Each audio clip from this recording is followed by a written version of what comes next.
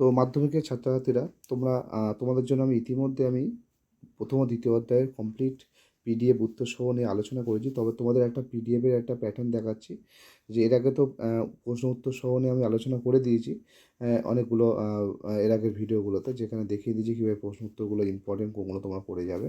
তো তোমরা যারা পিডিএফ এখনও পর্যন্ত নিয়ে উঠতে পারোনি বা যারা নিতে আগ্রহী এখনও আছো, খুঁজে নিচ্ছ, তো তোমরা পিডিএফটা দেখে নিতে পারো। তোমাদের যদি ভালো লাগে তোমরা যোগাযোগ করতে পারো হোয়াটসঅ্যাপের মাধ্যমে।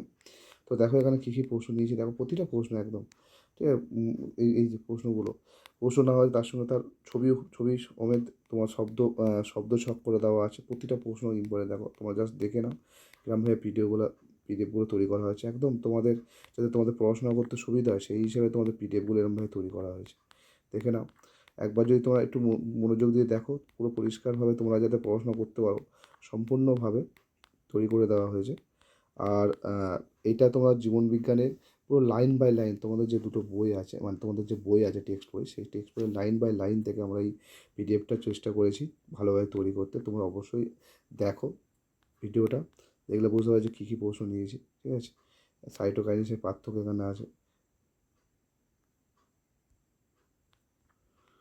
মাইটোসিস, কোষ বিভাজনে মেটাফেজ দশা, অ্যানাফেজ দশা প্রত্যেকটা দেওয়া আছে। দেখো প্রত্যেকটা দশা এবং ভালোভাবে লেখা আছে। তো তাই না, দশাগুলো উদাহরণ হিসেবে ছবি আকারে দেওয়া আছে। তো তোমরা যেরকম ধরনের চাও তোমাদের সেরকম মনের মতো পিডিএফ তৈরি করছি। আর অনেকে ইতিমধ্যে নিয়ে নিয়েছে, তোমরা যারা নিতে চাও অবশ্যই যোগাযোগ করতে পারো হোয়াটসঅ্যাপের মাধ্যমে। ধন্যবাদ।